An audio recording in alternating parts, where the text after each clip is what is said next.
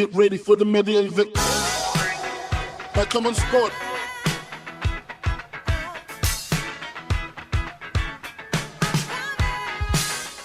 Bonjour, welcome à tout le monde. Je parle un petit peu anglais parce que j'ai fait le podcast avec des Américains, une Hongroise et une Croate. Donc on a parlé anglais pendant une demi-heure.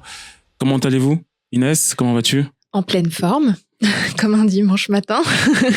Inès, moi je vais pas te présenter. Est-ce que tu peux te présenter notamment ce que tu fais et surtout ton parcours? Alors je suis journaliste à France Télévisions. Je travaille au service des sports depuis 2 ans maintenant. Je travaillais à France 3 Lorraine avant. C'est pour ça que je suis messine. Ouais, on a de la chance. D'adoption et de cœur. Et je suis journaliste donc au service des sports et je suis surtout spécialisée tennis. Donc je travaille notamment sur l'événement de Roland-Garros, qui est l'événement le plus important tennistique à France Télévisions. Et on peut rappeler aussi que tu as joué au tennis. Oui, j'ai joué au tennis dans une autre vie. Dans une autre vie, mais tu n'es pas si vieille que ça, donc ça fait pas si longtemps que ça. Non, j'ai joué au tennis de mes 3 ans à mes 16 ans, à un assez bon niveau. Et puis, j'ai une petite blessure, donc je me suis rangée de l'autre côté de la caméra. C'est les croisés, souvent on dit, c'est ça? Ouais, c'est ça. Ensuite, Mathieu, qui a un parcours extraordinaire aussi, on va dire. Aujourd'hui, je sais pas, Les Gomez, Moselle TV. Ouais, je multiplie un peu les casquettes, on va dire. J'ai la chance d'être président de Let's Go Metz. Je fais partie des fondateurs. Donc c'est un média associatif qui parle du sport à Metz et puis un peu aux alentours. On a démarré avec le foot et puis on s'est étendu sur un petit peu tous les autres sports. On essaie de parler de tout ce qui est intéressant et on a un territoire qui n'en manque pas. Et puis à côté de ça, je suis aussi chargé de communication et je participe et je présente une émission de sport sur Moselle TV. Donc ça aussi, c'est au niveau du sport, ça va. Je nage dedans, je me balade et je fais aussi de la photo en parallèle. Il a un peu la voix d'un politique, vous n'avez pas l'impression, franchement? Votez pour moi. On est sur France Inter. Ok, bon, il n'y a que moi qui pense ça. Colline, oui, du Nancy Handball, je ne ferai plus l'erreur. Pas grave, on a changé de nom cette année, donc c'est pour ça à l'intersaison, donc mais c'est pas très grave. Donc du coup, moi, après mes études, j'ai commencé directement en freelance. Donc je faisais tout ce qui est communication, photographie. J'ai surtout commencé par la photo dans les clubs. C'est comme ça que ça m'a amené au club de Strasbourg avant d'arriver au club de Nancy. Donc j'ai fait 2 saisons au club de Strasbourg handball. Et ensuite, avec la montée de Nancy en première division, ils ont ouvert un poste et du coup j'ai postulé, j'ai été prise. Donc ça fait la 2e saison que je suis à Nancy et que je m'occupe de la communication. Voilà, 360, j'ai vraiment des missions hyper larges. Bon, moi, je vous réunis aujourd'hui parce que en fait, il y a un débat que je voudrais soulever, c'est les réseaux sociaux et la télé. C'est vrai qu'aujourd'hui, les deux, à vous de me dire s'ils s'opposent ou ils sont complémentaires. Moi, c'est une question que je me pose parce que on se rend compte que la jeunesse d'aujourd'hui, enfin, je veux dire jeunesse, allez, je suis pas si vieux que ça, mais on consomme beaucoup de contenu sur les réseaux sociaux. On consomme de plus en plus aussi de contenu sportif sur les réseaux sociaux. Moi, je vais poser la question à Mathieu en premier. Quel est ton point de vue justement par rapport à ce changement de mentalité, ce changement de pratique vis-à-vis justement des réseaux sociaux?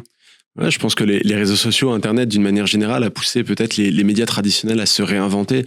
Si on regarde, il y a encore quelques années en arrière, on fonctionnait pas du tout comme ça, on travaillait pas de cette manière. Aujourd'hui, on pense antenne, on va penser même pour un journal, on va penser l'édition du jour, etc. Mais on va aussi penser ce qu'on va mettre sur les réseaux, ce qu'on va pouvoir apporter de différent, parce que il y a eu ce challenge qui est arrivé, des créateurs, des gens sur YouTube ou même sur d'autres plateformes qui sont venus apporter autre chose de différent et qui a forcé les médias à se réinventer.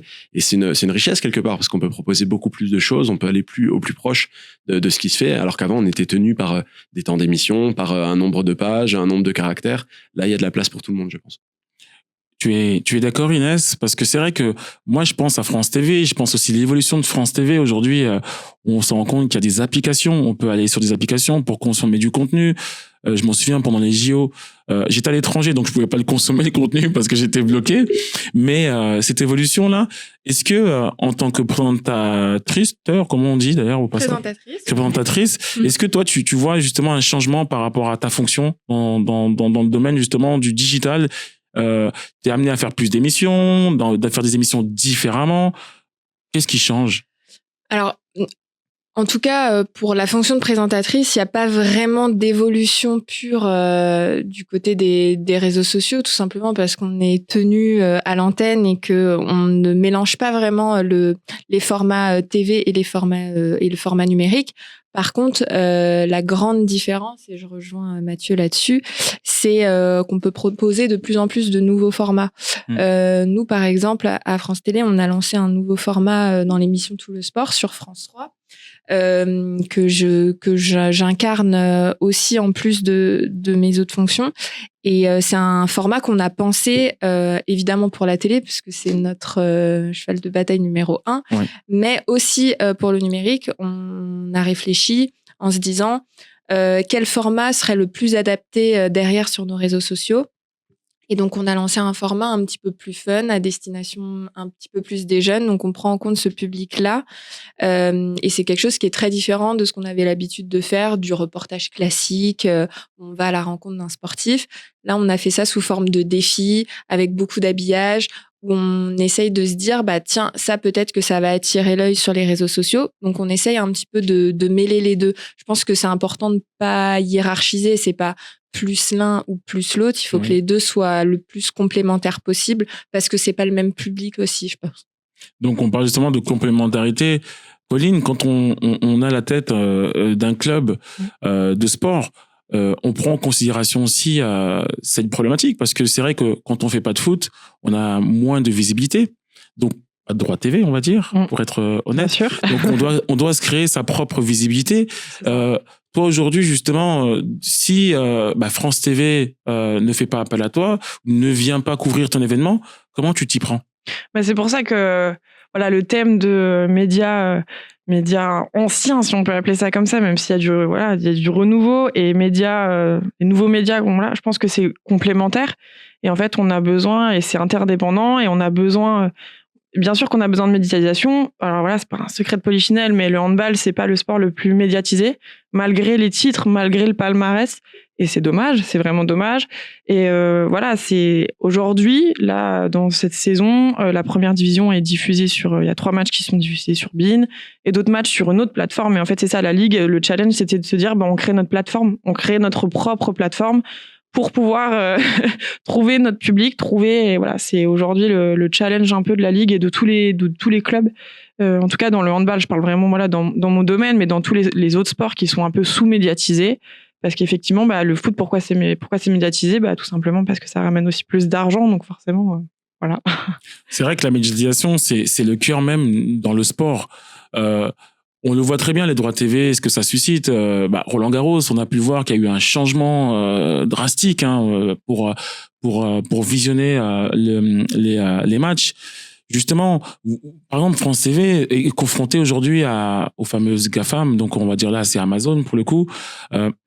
Comment vous, enfin, pas vous, mais comment toi justement je pose la question différemment. On voit souvent des présentateurs qui sont amenés à changer très rapidement de plateforme. Voilà, on les voit sur Canal, après on les voit sur Amazon, après on les voit sur l'équipe. Est-ce que toi c'est quelque chose qui pourrait t'arriver? Voilà, la question est claire. Je viens d'arriver à France Télé, je vais peut-être pas refaire. Non, mais tu dois peut-être en voir. C'est vrai qu'aujourd'hui, peut-être que un présentateur qui avait l'habitude de rester 10, 15, 20 ans, aujourd'hui, on va se dire sa durée de vie, elle est de 2 ans. Et après, je change. C'est vrai que il y a un peu quand même à France Télévisions, la culture service public, on n'y va pas pour rien. En général, c'est parce qu'on a une certaine idée quand même du service public. Enfin, en tout cas, c'est mon cas. Donc la durée de vie, comme tu dis, sur France Télé est quand même un petit peu plus longue parce qu'il y a cet attachement. Ouais. Mais c'est vrai que dans le privé, c'est beaucoup moins le cas et les postes sont beaucoup plus interchangeables. Mais c'est vrai que c'est lié à cette multiplication d'offres. Enfin, c'est juste dingue en ce moment la multiplication des offres qui sont liées évidemment au parcellement de ces droits. Avant, on avait une chaîne qui faisait le foot, on avait une chaîne qui faisait le tennis. Voilà, le tennis c'était sur Eurosport, le foot c'était sur le Canal. Maintenant, il y a du foot sur Amazon, il y a du foot sur RMC, il y a du foot sur SFR. Enfin, c'est c'est assez dingue la multiplication des choix qu'il y a pu avoir.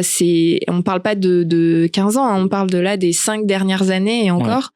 Donc forcément, ça propose beaucoup plus de choix et aux téléspectateurs et aux journalistes. Donc c'est pour ça, je pense qu'il y a eu de plus en plus de changements et de changements rapides, surtout. Je suis obligé de vous poser cette question. C'était pas prévu, Inès. L'IPTV, j'ai envie de vous en parler parce que justement, on parle des multiplications d'offres. Aujourd'hui, c'est un coût aussi pour l'utilisateur. Franchement, est-ce que finalement, on crée pas justement du contenu à force de créer du contenu, on pousse pas les gens vers l'IPTV, on pousse pas les gens à se pousser à avoir du contenu moins cher, voire gratuit.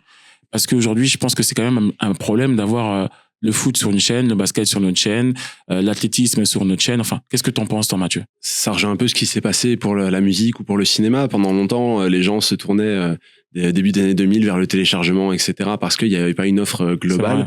Après sont arrivés Apple Music, Spotify et les autres qui ont fait que les gens avaient une licence, ça leur permettait d'avoir accès à tout. Et là, c'est en train de se segmenter aussi, par exemple, au niveau des films et des séries. Netflix est arrivé, il a un petit peu rassemblé tout le monde. Canal+ a fait sa plateforme, ça a rassemblé pas mal de monde aussi. Et là, ces dernières semaines, on en voit encore des nouveaux qui arrivent de tous les côtés. Et bientôt, il y aura 15 offres différentes pour pouvoir voir des séries et des films. Et c'est là où les gens commencent à dire, en fait, j'arrive plus à voir ce que je veux voir sur une seule plateforme et avec l'abonnement que je paye, des abonnements qui augmentent en plus. Exactement. Et donc, ils se tournent vers d'autres alternatives ou alors ils ne consomment plus. Et c'est peut-être aussi ce qui se passe avec le sport. C'est que il y a des gens qui regardent plus forcément tous les championnats ou qui, parce qu'ils veulent les voir, vont se tourner vers quelque chose de pas forcément légal. Et c'est malheureux parce qu'on commençait à avoir quelque part avec Internet, avec toutes ces offres-là, quelque chose de centralisé qui permettait aux gens d'avoir le contenu qu'ils voulaient à un coût qui était peut-être raisonnable. Et là, ça passe peut-être parfois un peu au second plan et on perd des spectateurs, je pense. On perd un public aussi, je pense, si je peux rebondir. On perd un public qui était habitué à regarder sur une chaîne. C'était facile le jour. C'était le jour de diffusion, c'était ça, etc. Et là, j'ai un petit peu peur que justement, avec cette multiplication de possibilités de regarder n'importe quel sport, on perde un peu aussi un public parce que nous, on est jeunes, on est au courant des choses, on sait s'abonner sur Amazon Prime, sur d'autres, etc. Mais est-ce que un public un peu plus vieux, on peut pas les perdre à cause justement de cette multiplication? C'est vraiment la question moi personnelle que je me pose, quoi. Une solution, Colline, à nous donner? Alors là, maintenant, tout de suite.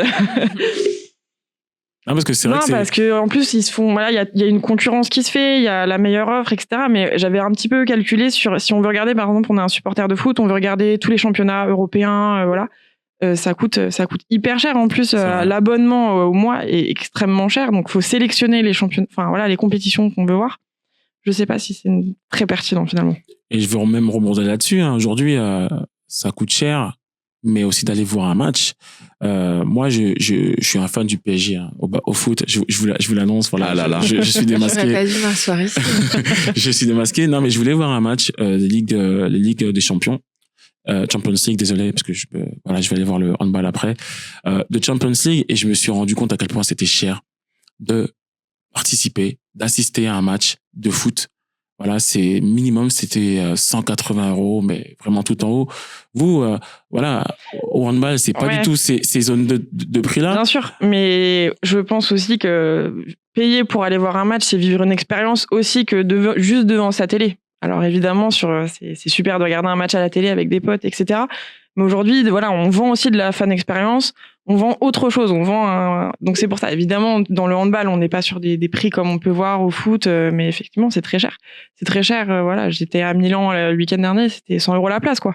Donc ouais, c'était un cadeau, mais non, mais après, on vend une expérience aussi. On vend des émotions qu'on n'a pas forcément quand on regarde sa télé. Et ça c'est mon rôle de club. Forcément, je suis en interne, donc moi j'ai envie qu'il y ait des gens qui viennent encore, justement, et c'est ça le problème de la médiatisation aussi, paradoxalement, mais d'avoir beaucoup d'offres et de perdre ces gens qui ne viennent plus voir des matchs en réel. Et voir un match en réel, ça n'a quand même rien à voir, je trouve. Mais après, peut-être que vous avez des avis différents. Et je suis Bonne question. Est-ce que vous avez des avis différents par rapport au le fait de voir un match en réel ou à la télé? Vas-y Inès, vas-y. Je vais pas vraiment prêcher pour ma paroisse, là, mais oui, c'est sûr que quand on est dans le stade, c'est autre chose. Après, quand on est journaliste, on essaye de donner de l'émotion à travers la télé, mais c'est sûr que c'est pas comparable. Mais pour rebondir sur les médias et l'offre dans les stades, etc. On est aussi souvent en train de dire ah oui, il y a de plus en plus de médias, ça coûte de plus en plus cher, l'offre est de plus en plus parcelée, mais c'est aussi lié aux fédérations finalement qui font monter les enchères et qui ont envie de recevoir de plus en plus d'argent, et donc il y a de plus en plus de concurrence et c'est ça qui fait grimper les prix. Je crois pas que le problème ce soit les médias en fait à la base. Ouais, parce que c'est vrai que au final, moins vous payez cher, moins le prix à l'accès à l'abonnement est moins cher, je suppose. Évidemment. Je suppose. C'est vrai qu'on a eu ces problèmes-là. Enfin, je peux parler de Canal+, parce que c'était le dernier en date. Mais bon, il n'y a pas les mêmes problèmes à Moselle TV, non? Non, ça va, on n'est pas trop embêtés de ce côté-là. Et justement, est-ce que vous avez un conseil à donner pour un club? Comment optimiser sa visibilité? Parce qu'on sait à quel point de voir un match c'est important, d'y assister bien sûr, mais quand on peut pas y assister, on voit Facebook, on voit YouTube, il y a de plus en plus de diffusion en live. Est-ce que vous avez un conseil, enfin Mathieu et Inès justement, pour comment un club peut optimiser sa visibilité lors d'un match, voilà, à travers vos réseaux ou à travers d'autres réseaux? Qu'est-ce que vous conseillerez? Les solutions, elles sont nombreuses, mais le problème dans les clubs, c'est que il y a peu de personnes qui peuvent les réaliser. Il y a beaucoup de clubs où il y a qu'un seul communicant qui doit s'occuper de tout à la fois. Et derrière ça, comment est-ce qu'on peut aller faire du contenu YouTube, faire la gestion de la presse, faire la gestion des joueurs, des interactions, respecter les cahiers des charges des fédérations, etc., en étant une seule personne et en plus créer des nouveaux contenus, c'est quasiment impossible. Et c'est là où il faut s'appuyer peut-être aussi sur des créateurs qui font des choses autres. Il y a beaucoup de médias à l'image de Les Gomez, par exemple, pour prêcher pour ma paroisse, mais qui vont essayer de proposer des choses alternatives. Ah, non, mais à un moment donné. En campagne. Qui vont proposer des contenus en ligne qui vont être différents, mais je pense pas seulement à ça. Je pense, si on regarde le basket, il y a des médias comme Trash Talk qui se sont développés de rien du tout et qui sont devenus des médias importants aujourd'hui en France et qui évoquent tout ça. First Team dans le même esprit. Pour le MMA, il y a le média La Sueur qui parle de tous les sportifs français dans le MMA et qui les suit jusqu'à l'étranger. Ce sont des médias qui sortent d'ailleurs, qui ont un autre modèle économique finalement parce qu'ils répondent pas, ils ont pas des bureaux, ils ont pas des équipes à payer, etc. Ils se forment eux-mêmes et ils créent des choses alternatives autour de ces sports-là et ils s'engouffrent dans les brèches là où les médias traditionnels peuvent pas forcément aller. Et ben eux, ils sont présents et ça leur permet aussi de donner des opportunités au club, etc., d'exister. Je pense qu'il y a des gens qui s'intéressent, je sais pas, par exemple, à la Pro League et qui vont créer un média sur la Pro League et qui vont parler de tous les clubs, et ben pourquoi pas. Et c'est ça qui va pouvoir décharger des gens, comme la chargée de communication de Nancy Handball, en créant des contenus alternatifs que elle pourrait pas créer si elle y était, quoi. Mais il faut savoir aussi, hein, quand on est un média grand public, l'audience n'est pas la même. Aujourd'hui, on a beau être un créateur de contenu, quand on est France TV, l'audience, elle est beaucoup plus grande, beaucoup plus large. Aujourd'hui, on peut justement faire la comparaison. Le dispositif de Roland Garros, c'est équivaut à quoi? Enfin, en caméra, en nombre de personnes. Enfin, pour qu'on ait une idée aussi, parce que c'est vrai que souvent, on pense que c'est peut-être facile, que pourquoi ça coûte cher, pourquoi. Mais au final, il y a des raisons. Je pense que... Alors, je dis tout de suite, j'ai aucune idée des chiffres et du nombre de caméras. En plus, faut savoir que pendant des années, Roland Garros était produit par France Télévisions. Et c'est-à-dire que tout le système, tout ce que vous voyez à la télé, c'était produit par les équipes en interne de France Télévisions. Depuis 2 ans, il me semble, ça a été là aussi repris du côté de la Fédération française de tennis. Ils voulaient être plus libre de ce côté-là. D'accord. Je pense que c'était aussi pour négocier un petit peu mieux les droits. C'est sûr. Et donc, c'est maintenant la fédération qui s'occupe de ça, enfin, évidemment par une boîte de production extérieure. Pour revenir par contre sur le public, faut savoir que chaque année, la meilleure audience annuelle de France Télévisions, c'est toujours du sport. Là, cette année, on vient d'avoir les chiffres, le bilan annuel. En 2022, la plus grosse audience, c'est la finale du Grand Chelem de rugby France-Angleterre. C'est au-dessus des 5 millions de téléspectateurs. Waouh. Tout le sport, chaque soir, c'est l'émission de sport la plus regardée en France. Alors, on l'oublie parce qu'on dit que c'est un peu vieillissant, que c'est sur France 3. Mais chaque soir, ça fait plus d'1,5 million de téléspectateurs. Stade 2, tous les dimanches, c'est entre 1,8 et 2 millions de téléspectateurs. Donc, l'audience, elle est énorme. Je pense que c'est important pour les clubs de travailler avec des grands médias qui ont une force de diffusion importante. C'est un peu le cas de plus en plus en région. Ça a été une volonté de France Télévisions de mettre en avant les sports en région, les clubs en région, ce qui n'était pas encore, ce qui n'était pas trop le cas, bizarrement. En tout cas, pas en termes de diffusion. C'était le cas, évidemment, en termes de reportage, etc., mais dans les JT, mais c'était pas le cas en diffusion. Il y a de plus en plus de matchs, peu importe lesquels, du hand, du basket, beaucoup aussi, des événements, des courses qui sont diffusés le dimanche sur France 3. Je pense que c'est important de travailler ensemble parce que ça apporte une visibilité, on l'a dit, qui est assez importante en termes d'audience, tout simplement. Même si je rejoins Mathieu, il y a de plus en plus de médias sur les réseaux sociaux qui peuvent aussi apporter beaucoup. C'est pas le même public. Voilà, on l'a dit tout à l'heure. Je pense que l'un n'empêche pas l'autre. C'est pas parce qu'on va faire une diffusion sur France 3 qu'il faut oublier les réseaux sociaux. C'est pas le même public et faut faire les deux, à mon sens. Et quel est votre public? Colline, vas-y, rebondis là-dessus. Désolé. Parce qu'en fait, je pense que dans le sport, faut pas aussi toujours se regarder, faut regarder un peu ailleurs. Et aujourd'hui, quand je vois sur YouTube des très gros YouTubeurs qui créent un événement sportif comme le GP Explorer, qui ont réuni 1 million de personnes sur Twitch, en fait, je me dis qu'on a beaucoup à apprendre aussi de ces personnes-là, de ce modèle économique-là aussi de, Twitch. Quand j'ai vu que GP Explorer avait fait 1 million de téléspectateurs en soi, en termes de sponsoring, etc. Je pense qu'on a aussi beaucoup à apprendre de ces nouvelles plateformes qui émergent. Et pourquoi pas quand arrêter d'attendre justement quand des gros médias ne diffusent pas certains sports comme plein de sports sous-médiatisés, aller chercher justement ces nouveaux médias qui sont en train d'émerger et qui fonctionnent très très bien, quoi. Moi, justement, c'est très bien que tu abordes cette changement de mentalité qu'il faudrait avoir. Parce que moi, j'ai l'impression, justement, on travaille avec beaucoup de clubs et on se rend compte que les mentalités qui auraient dû changer il y a 5 ans, elles changent peut-être que maintenant. Je parle justement de l'utilisation des réseaux sociaux, je parle de l'utilisation de la vidéo. Il y a plein de choses, au final, qu'il y a peut-être 5-6 ans, on aurait pu embrayer le pas, se lancer un peu plus tôt, et on se rend compte qu'on a toujours ce retard. Je parle bien sûr en France, ce petit retard qui nous permet pas en fait de prendre de l'avance, mais au-delà de ça, de générer des revenus complémentaires.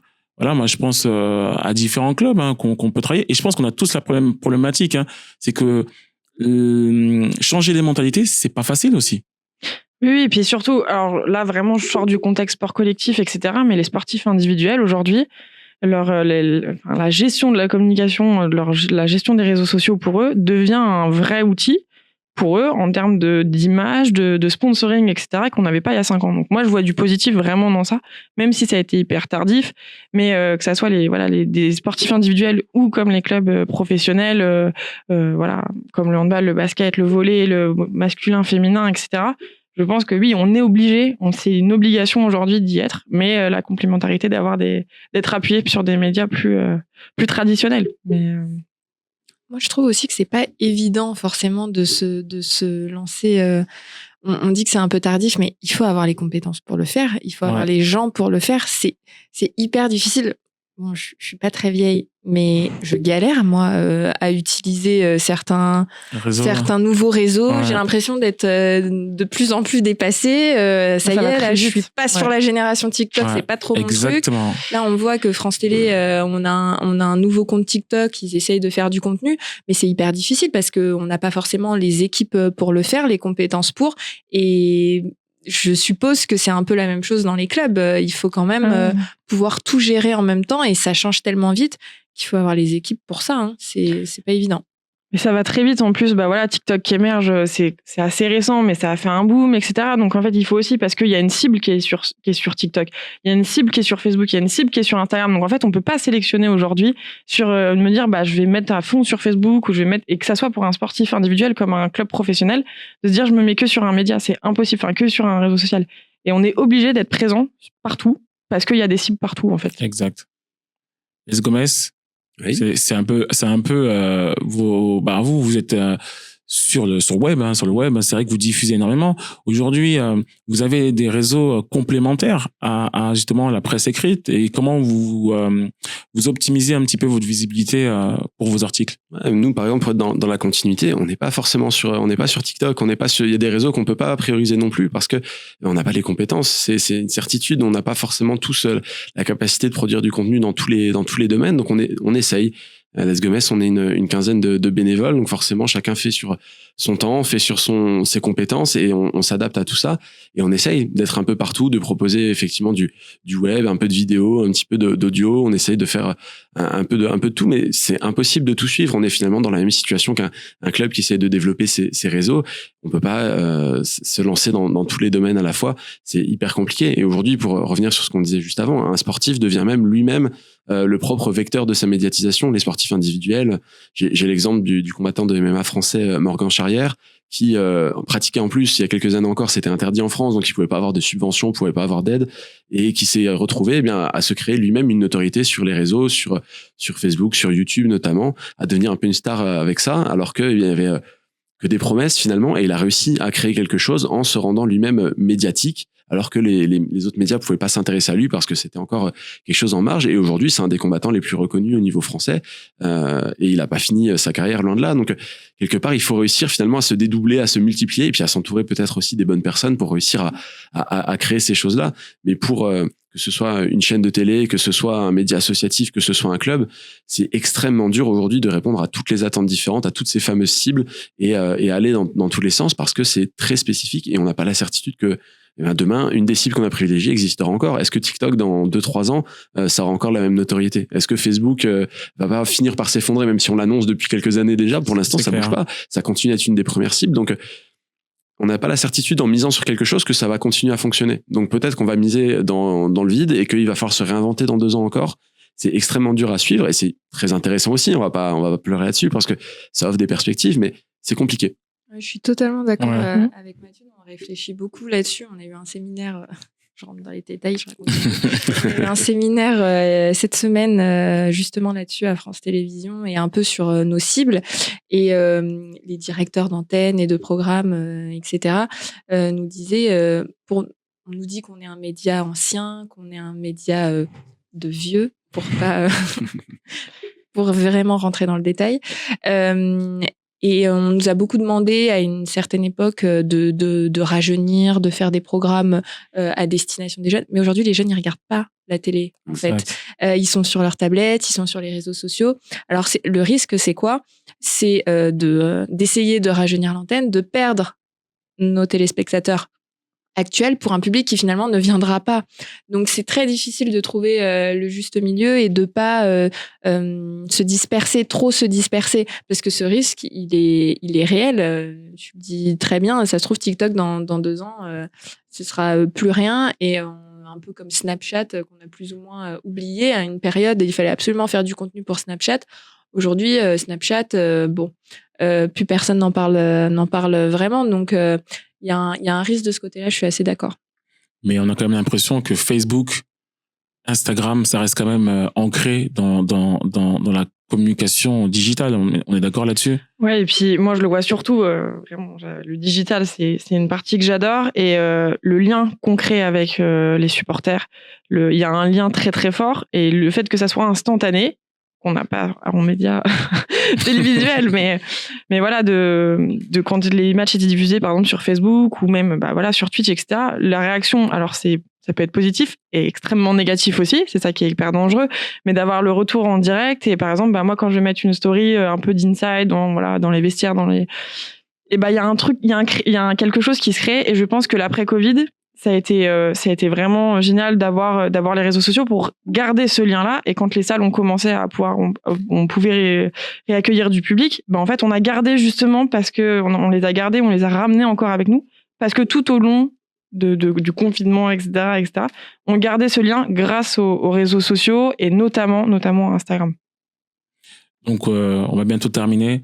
Donc, on est d'accord, hein, c'est complémentaire, c'est bien ça? Oui, je pense qu'il faut jamais trop hiérarchiser. C'est ce que je disais au début. La télé n'est pas morte, loin de là, et on peut pas faire sans les réseaux sociaux. Ça fait tellement partie de notre quotidien aujourd'hui que l'oublier, ce serait vraiment une grosse erreur. Waouh, je ne sais pas si elle parle pour elle ou de manière générale, mais je suis entièrement d'accord avec ce que tu dis. C'est vrai que on n'a pas de recul aussi sur les réseaux sociaux. Au final, 5, 10 ans maximum. Sur la télé, c'est beaucoup plus long. Et puis, faut pas se mentir, les audiences sont pas les mêmes. Et l'audience, certes, est plus large, mais elle rassemble beaucoup de monde. On le voit sur les grands événements sportifs. Tu parlais du rugby, on parle aussi du foot. Je pense qu'aujourd'hui, je parle par rapport à Moselle TV, quand vous diffusez du hand, vous avez des belles audiences, je suppose. Les pics d'audience de Moselle TV sont systématiquement sur le sport. On a d'autres émissions, bien sûr, qui fonctionnent très bien, mais dès qu'on fait du sport, les pics en direct sont manifestes, et ça marche aussi sur le direct internet, etc. On le voit sans équivoque, et c'est important, et parce que le sport est vecteur d'émotions, le sport est vecteur de moments communs aussi, parce que les gens aiment regarder le sport ensemble et se réunir, donc c'est aussi ça. Et puis, effectivement, à Moselle TV, on fait aussi du sport de manière locale. On va chercher auprès des clubs qui sont pas médiatisés au niveau national habituellement. Et forcément, ça intéresse les gens. Il faut pas oublier que il y a aussi tout ce tissu-là. Il y a pas seulement les grands événements dont on est super content de se rassembler, etc. Mais il y a aussi toutes ces choses-là. Et c'est ce qui fait que le sport vit en France et que ça va continuer, puisqu'il y a encore beaucoup de choses à faire. Inès le disait tout à l'heure, France 3 a renforcé sa présence. Nous, Moselle TV, on continue de le faire, et on va encore renforcer ça parce que c'est un des contenus qui va le mieux. Et c'est important, et pour les clubs et pour les médias, parce que c'est une belle relation, je pense. Ouais, le meilleur exemple, c'est quand même la Coupe du Monde.